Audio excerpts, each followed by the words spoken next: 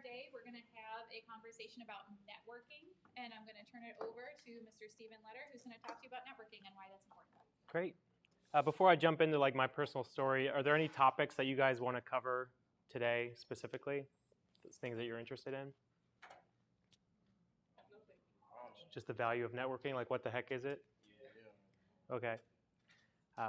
So I was born in Ohio. I married a girl from Buffalo. And so I moved here in 2017 after my active duty service, and I knew no one. So I got a couple different corporate jobs. I was a recruiter. I worked in HR. I kept feeling like I was hitting my ceiling. Felt like I could do more. So during COVID, I decided to start my own company, is what you see here on my shirt, Ace Handyman Services. So we are like Uber for home improvement. We dispatch technicians to people's homes to do doors, floors, tiling, anything you can imagine except for roofing is what we do. But I want to, on the topic of networking, I moved here in 2017. I knew no one, and I figured, I was a military officer. I could get a job, relatively high paying. And that was not the case. Since I knew no one here, this is very much a town about who you know. And that's not just the case here in Buffalo. I imagine that's the case elsewhere. But especially in Buffalo, moving here in 2017 with zero connections, I took it for granted, like, oh, I'm a military officer. I should be able to enter into corporate America and make a salary that was equal to my pay in the active duty service. The first job I got was 40 grand, very humbling. Especially the cost of living is through the roof right now, right? So you're trying to buy a house. Luckily, I had the VA loan to get a house, but salaries have not continued at the same trajectory as the cost of living. But I quit feeling sorry for myself. After dealing with my own mental health and transitioning from active duty military to the corporate world, I was in charge of millions of dollars of rockets and 40 soldiers, and then my first job in corporate America was entry level, essentially data entry. So that was kind of a shot to my pride, right? But instead of feeling sorry for myself and just getting depressed and sad about it, I was like, you know what? If this is a town that you advance by people who you know, then I'm going to play this game. I'm going to play it well. Luckily, I'm naturally extroverted, so I don't have a problem talking to strangers. But networking is very important. It's not just a sales pitch. It's about building your personal brand, and your personal brand is what people say about you when you're not in the room. So it's a lot to think about. And by the way, congrats on graduating. And if you're not going to college, that's cool too, because I have my own thoughts on that. But if you are, awesome. And But your personal brand is what people say about you when you're not in the room. So do people speak about you as a person of high integrity, of ethics, a person who's going to do what they can to help others? Or are they speaking about you as that's a person's selfish, or they'll try to step on top of someone to get to where they're going? So identifying, I think your first step should be, before you start networking and things, but just do some sort of personality assessment, whether that's a Myers-Briggs assessment, a DISC assessment. That'll help you identify not only your work style, but your personality and ultimately what is your why.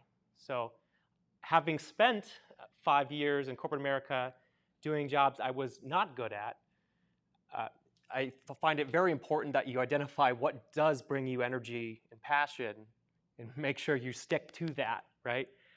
So I like to talk about there's an area of genius, an area of excellence, and an area of incompetence, right?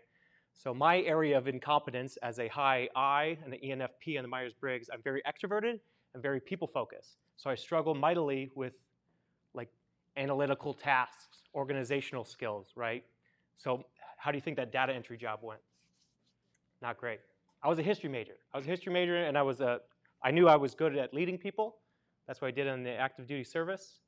And it took a while to get back into a role that I was doing like I was a platoon leader, right? So Started networking my butt off. I went to every, between Buffalo Urban League Young Professionals, BN 360. I started going to Chamber of Commerce events. Even though it didn't like help my role and as obviously as like a data entry person, I knew I had a bigger plan. I knew I was capable of more. And ultimately, it started with that self-awareness of I'm likely, if I'm in a job I'm going to be micromanaged and not trusted and told to do menial tasks, I'm going to suffer. So my area of genius is building relationships with people and leading small groups of human beings to bring out the best in them. That's what I did in the active duty service. I believe in servant leadership. I believe there's a difference between a boss and a leader, right? A boss was just going to scream orders and expect you, but as a servant leader, I believe in, I would never ask somebody to do something I wouldn't be willing to do myself and roll up my sleeves and get in the trenches with them. So begin with self-awareness, begin with skills assessment, lean on your mentors you have in this program. Say yes, it's a wonderful program. And you have a lot of resources at your fingertips here. But begin with your why. Because if you go to a job, if you take the first job that's offered to you, and it's not a place where you're passionate, it's gonna suck. And you're gonna be, you could work only 40 hours a week and still be exhausted. Now I'm an entrepreneur and I lead 22 technicians. I have 22 employees. I'm an employer now. Now I'm energized and I work 100 hours a week. But I was more exhausted in corporate America with a micromanaging boss than doing data entry. Now I'm energized. I'm running on caffeine and enthusiasm right now. So just be very stubborn about what makes you tick. And if you don't know what makes you tick, lean into those personality assessments and figure out what is your why. What are you ultimately good at? What brings you joy and passion? Because your area of genius those are activities that it feels like time's flying when you're doing those things. So I don't know what that is for you, and you might have some people in your ears, like whether that's your parents or your friends, saying, "Oh, you should apply for this analyst position at Rich Products because I know somebody there." Like, well, hit the pause button again. You're young, you're able to make mistakes right now, and I would be stubborn about doing something that you're going to enjoy. I don't want to see you go to a job and kind of get disillusioned with life. So what questions do you guys have for me? First off, thank you for your service, sir. Yeah, you're worth it, man. What part did you serve? I was in the active Army, and now I'm in the reserves. So I'm like 13 years into the reserves right now, so I got like 7 more years to attain that pension, but right now my business is my baby. I don't have any kids right now. I'm married. I just have a bulldog and just hang out with my wife. So right now this business is my passion, so I'm on the fence about whether I'm going to stay in the reserves or not. But the carrot and the stick is like, hey, here's your pension. But I'm someone who enjoyed jumping out of helicopters. I enjoyed jumping out of airplanes, doing dangerous things. So it fits my personality to be an entrepreneur because nothing's guaranteed. It's all on the line. You know what I mean? So, but yeah. So that was me, sir. What do you think about someone who's graduating high school, right after he graduates, he goes into. What do you think about them going into the Marines? The question was how do I feel about people entering right out of high school, going right in the Marines? So I would, and I say this as a military person, if you approach a recruiter, they're going to give you some, shiny object, right? So then I would make sure, because ultimately you're not going to choose where you live, and I'm just being real with you, okay? The allure is, pay, benefits, and the military uniform, and I trust me, I do not regret serving, but it was really, really hard, especially the Marines, because they're gonna work you hard. So you're ultimately not gonna have, you're not gonna dictate where you live. You could be in Korea, you could be in halfway across Texas. Just make sure you're not making an impulsive decision. Make sure, and you're not listening to. For me, I had a lot of people in my ear saying, "Oh, you'd be great in the Army," and I wish I had done reserves from the start, because I wish I would have started a business when I was like 18, done the reserve stuff. But ultimately, it led me to where I am today, and happy. But just you're gonna feel pressure to like have your life figured out right now. Like you don't need to have it figured out right now. Make mistakes, try new things, do informational interviews, networking with people in different roles. So I believe strongly in the power of LinkedIn. Build a LinkedIn profile, build your own personal brand, tell people, because there are a lot of Buffalonians that really want to help young people like yourselves. So try to get just a 30-minute phone call with reach out to an M&T vice president.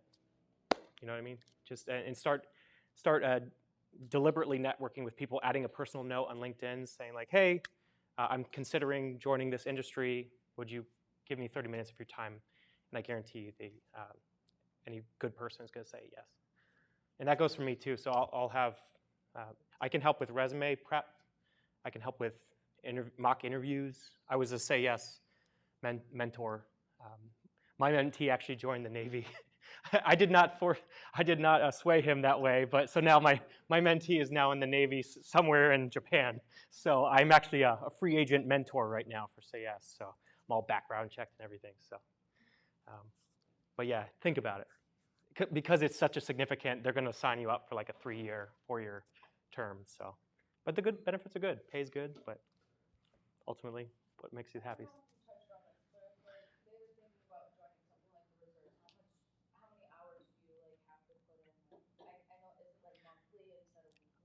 Yeah, so it took me 7 years in the reserves to find the gig I'm currently in.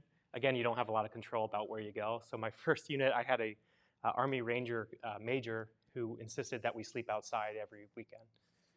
So it's cute when you're like 22, but like as you get older and back starts to ache, right? It's like I don't want to be camping every. So now I'm a reserve instructor for Canisius College, but it took me a while to get to that point.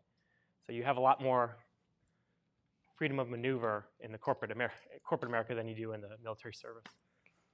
So, yes, ma'am.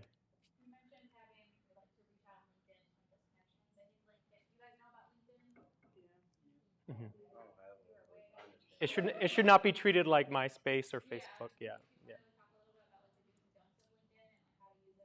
Yeah. If we can pull up anyone's profile, or well, I don't want to pull up mine.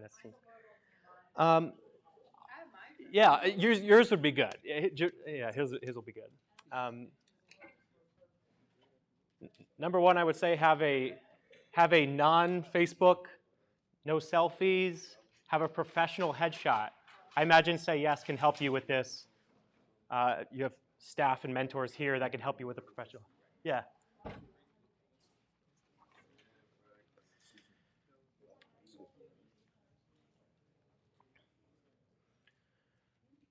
So yeah, this is a tool that you can use to reach out. This is how Stephanie reached out to me today.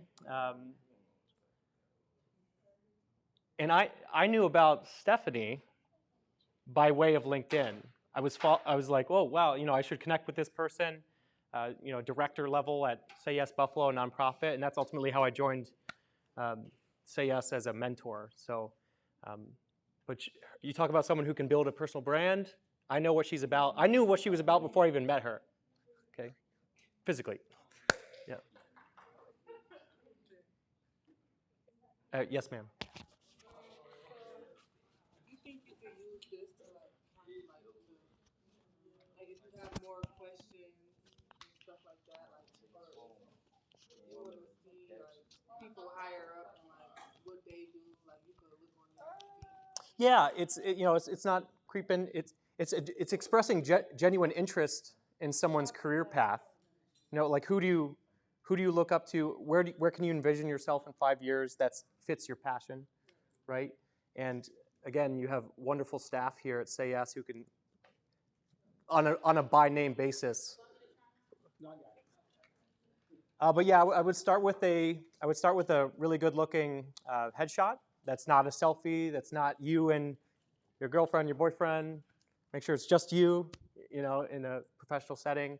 And there's a space in the taglines where you can add things about your brand. You have about like 30 characters to describe who you are. So on mine, I believe I have like servant leader, entrepreneur, devoted husband. That's what I want people to think about me. And it doesn't always have to be professional what you post. You don't want to post what you're eating, right? But you do want to say like today I would, if I have a photo of this, I'm going to say like it was an honor to present to young people about to enter their professional careers, and I'd never thought I would be doing stuff like this. So, what's up? Yeah, yeah. So great headshot, cover photo.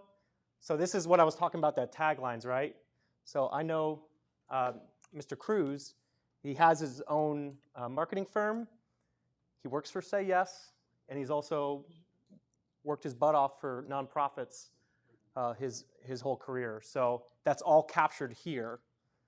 His current employer, where he graduated from. You can show recruiters that you're open to work by enabling this, but I know Mr. Cruz is not open to work because he has plenty of work himself. And then ultimately you can, it'll already suggest like who you should connect with. The algorithms are really really high tech on LinkedIn, so you can search by industry, you can search by the company, you can search by first connections, which are people that you're directly that one of your friends is friends with, right, or connected with. And then you can also kind of, in the bottom section, talk about your own specific interests. So this is a great example. So now, like, just looking at his page, I can see he's a marketing guru, right? So, and not that you want to spam people, but frequent posting about yourself, and honestly, just posting.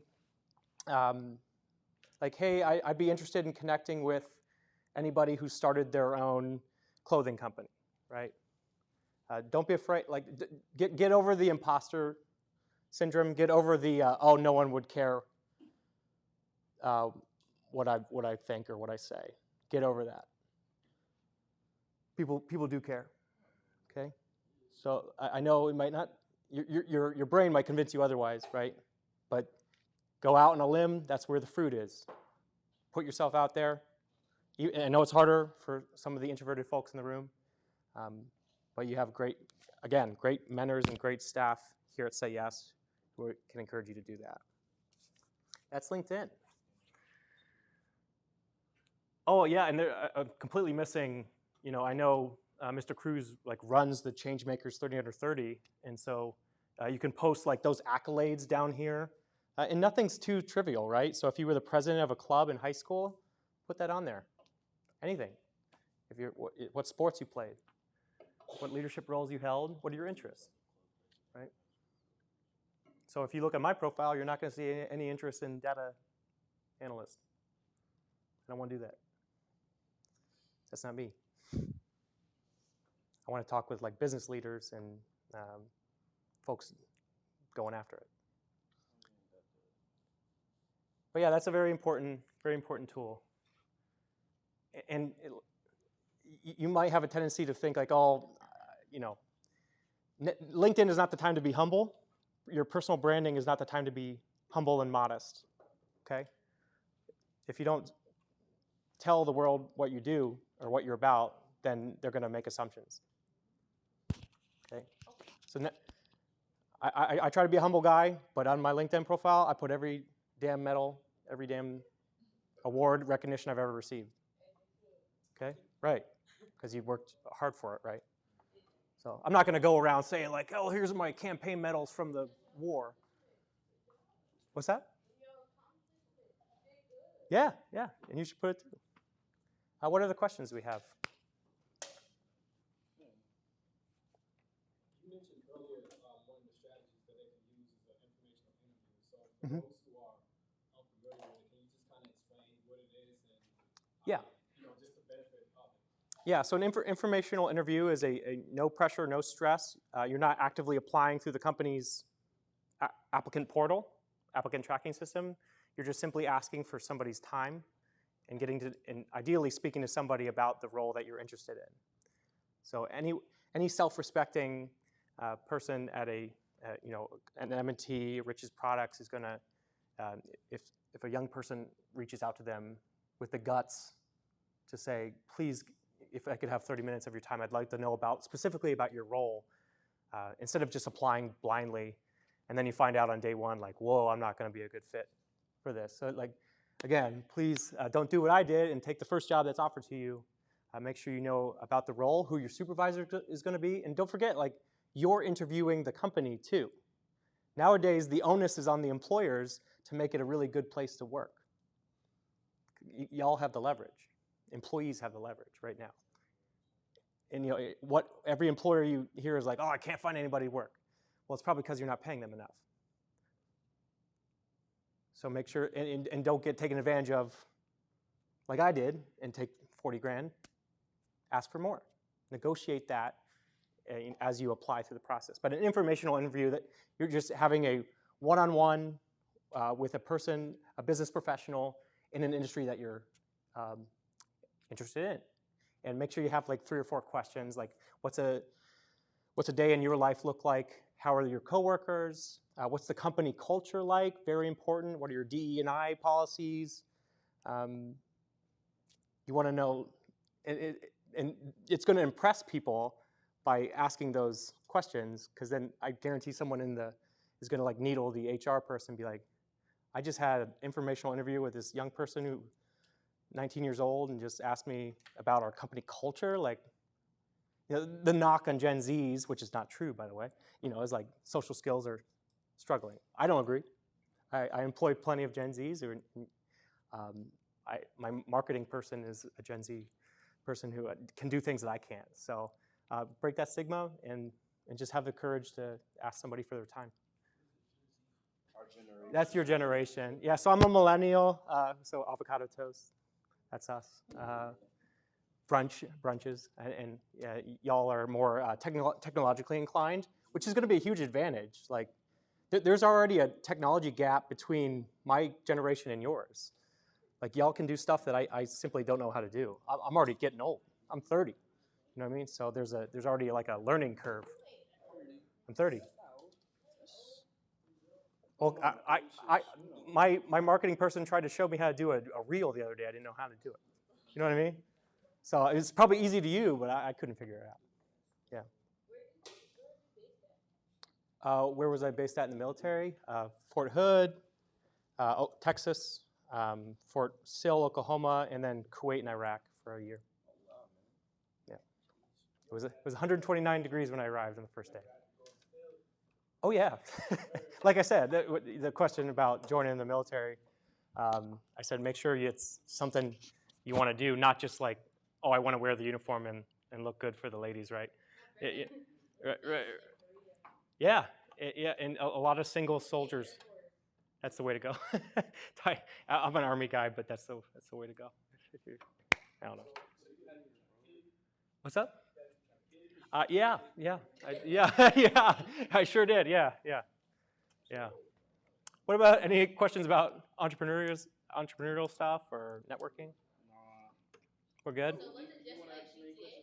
I mean, like, why you got time? At times, yes. Brief pockets of time, like. You sure? I do, yeah. Yeah. It's on my LinkedIn profile if you want to see it. Yeah. I got a question. Yeah. About clothing. Like, if I wanted to start like a clothing business. We got a question about. Yeah, go ahead. If I wanted to start like a clothing brand, what would I need, like, in terms of just like the business side of things? Like, what would I need? You would need a business plan. You would need an LLC formation. Ideally, an attorney willing to do some pro bono work to get that started, because you can do it yourself through LegalZoom, but I would recommend a business attorney giving formal guidance on how to begin that LLC formation, because running a business is a great honor for me. It's an honor to employ people, but doing it in New York State is difficult. There's a lot of extra hoops you got to go through, right? So you got to apply for your sales tax. You got to get credit card processing. You got to think about your marketing plan, not just the website, but actively, going after people. And it might not start out that way. It might start out by just referrals. But I encourage you. Mr. Cruz has had his own business, but he's still working here, right? So I encourage you, to have. My favorite entrepreneurs are the ones who started with a side hustle and then it became their full-time occupation, their passion, right? But I would start with LLC formation, research about how to do it in New York State, and then a business plan, as well as funding, right? So if you're gonna hire employees, get stock inventory. You're gonna need printing presses, and a great resource for you would be the Foundry Buffalo, which I'm a tenant of. My company is. It's right there on Northampton Street, and rent is very affordable. I can tell you that. Yeah. Can you explain what an LLC formation is? Yeah, an LLC stands for a limited liability corporation. And so what that means, so like I have an LLC, I have a rental property, and the LLC owns the property, so that it basically separates, it guards your personal assets from, say the business goes under, they can't take my house. You know what I mean? You're limiting your liability. That's an LLC. Yeah, because we did what's it called? What's that class called? Economics. We did those this year, at the end of the year, but it didn't really feel like we got too much out of it. Mm-hmm. That's all. Yeah. Because I remember this terminology and things. Yeah. And by the way, I'd be more than happy to share my contact information, and any budding entrepreneurs. Could I take down an email? Yeah, I'll share it with Stephanie, and any budding entrepreneurs would be happy to talk to you. And just again, it's a decision you don't want to make lightly, but kind of a low risk at your age to start a side hustle. And then maybe you still take a corporate job. I don't mean to knock corporate jobs. It just wasn't a fit for me personally, because I like to be creative and I'm very individualistic, right? So, but start that side gig and see where it turns out, right? And you'll learn a lot just by doing it. So, and when you get that first sale, you're like, okay, yeah. So you like where you are today? I do now, yes. Yeah, story has a happy ending for sure. I'm not well. I do. I'm not, satisfied where I'm at. I'm always going to be hungry. I want to have. Yeah. Oh yeah. But I'm just saying, stay hungry and thank you. Thank you. I'm gonna call you when I need a pep talk. No, but I'm proud of what I've accomplished, but I've got a long way to go. So I want to have 40, 50 employees by next year. That's my goal, and a $2 million in revenue. What's that? Okay. Well, I'm employing handy persons. So if anyone has any sort of carpentry skills or tiling skills, I'd be open to the conversation as well. We don't do that. Yeah, we don't have lawnmowers. We're actually a service platform like Uber.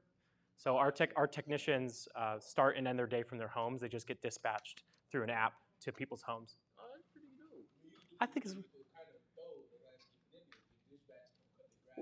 Yeah. I mean, if customers have a lawnmower there, we'll go do it. But most of my guys have only 3 or 4 of them have trucks. The rest of them are kind of working their way up. So, but yeah, there's a lot of auxiliary businesses that I could start with this thing too. So now that I've gotten the taste for being an entrepreneur, now I'm there's other things I can do. So I'm just getting started, is what I'm saying. Do we have any other questions related to networking? I'm trying to keep us on track. You guys have awesome questions, but we'll provide his contact info. Anyone got any more questions about networking?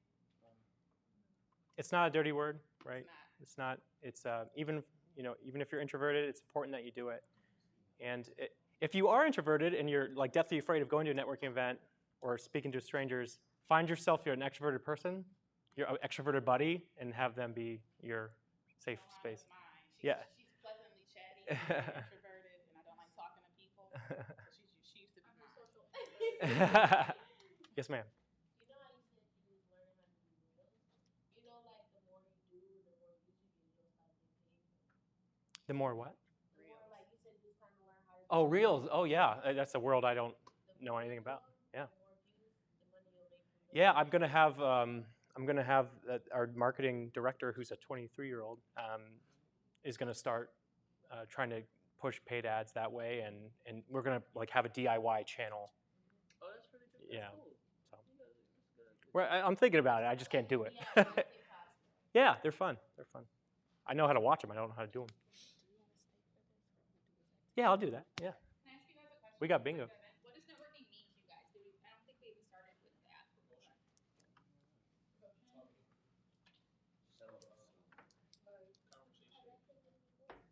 Yep, conversation, connecting with people, Promoting yourself. promoting yourself. Yeah. Engaging. Relationships. Like to persuade others to join, watch. Yep. Bring people into like what you are representing. Yeah. What did you say? You said the magic word. Building relationships. What's that? Said the magic word. Relationships. So that's actually my job is business relationships manager. So my job is literally to build relationships with employers and those and different leaders in the community. So that's what I have to do all the time. So that's the magic word. Yeah. It's a give and a take when you're meeting people.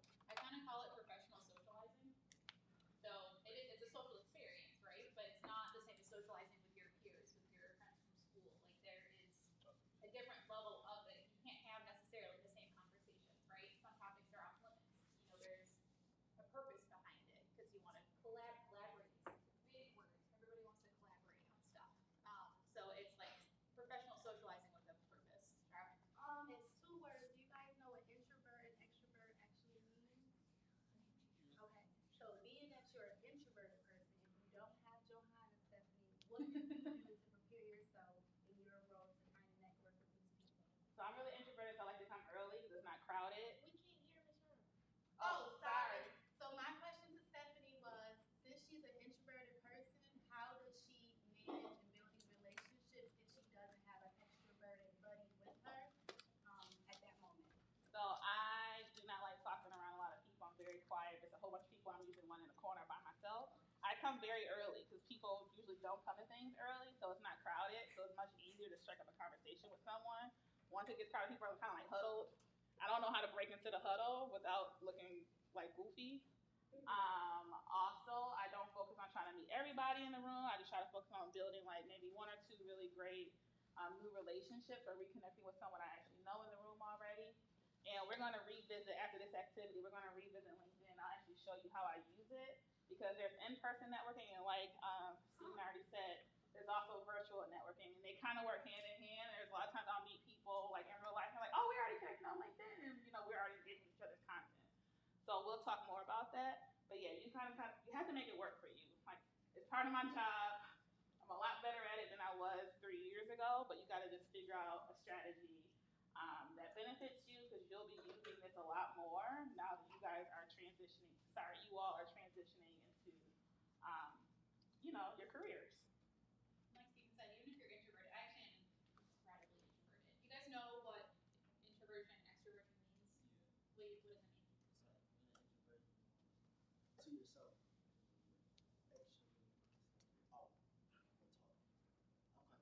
You're introverted, so that's true. And there's something I learned on another layer of those things, and it relates to networking because you need to understand yourself to network efficiently. It's not just about your social tendencies; it's about your energy. So if you are introverted, you are energized by being by yourself, doing the things that you like on your own. When you're extroverted, you get your energy from being around other people. So then you flip it, if you're introverted, being around a lot of people drains your energy, even when it's good social interaction. So I'm a social introvert. I love socializing. I love chit-chatting. I love getting to know people. I am so tired when I'm done with that. I have to just go read my book, watch TV, pet my dog, like chill out and not talk to people for a bit.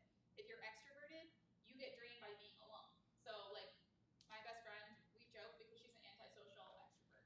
So she was like shooting herself in the foot. She didn't like people very much, but she needed to be around them to get energy, right? So it's good walking into networking situations, knowing that about yourself. So like Stephanie says, you can honor, it's something you got to learn how to do.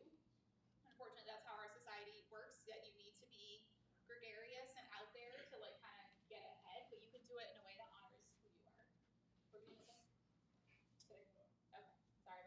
Does that make sense? Yes. Anything else to add to that before? Oh, you have anything to add? It doesn't mean you're don't have social skills. It just Right. means you're drained. Like Yes, you're drained. my energy is higher after doing this. I actually found out I was coming to do this like 2 hours ago. Yes. And I was like, to me, it's no brainer. Like it's fine. Yep. Personality quiz. Yeah. You're like, what types of personality quizzes you can do? I have a specific question. Oh, go ahead. Okay, so like MBTI. Myers-Briggs. Like the like the ISFJ type thing. Mhm. There's a lot of different ones now. Like I personally love the disc. I think there's a free version online. It kind of helps you know like how you interact, like you in the workplace, how you interact in work environments with others as part of teams individually, and where your strengths are. And it helps you see like how when you're working and networking with others, where they might be on that scale to help better interpret their work behavior. And just helps navigate all these networking and social, just like work experiences on a different level. So, is there a way that we could all take one or something? Yeah, maybe. Well, we got a tight week packed in for you guys. If we can work it in, we will. We also there's a paid version and a free version, so I need to see if we can get access to the free version. But I'll look into that tonight. my first hire before any handy people was an office manager to keep me organized, keep me grounded, keep me on task. Because I can do the networking, recruiting, and marketing. I can't do the day-to-day stuff. So that was an important hire. So who has played networking bingo before? Nobody? Ain't no way. Great.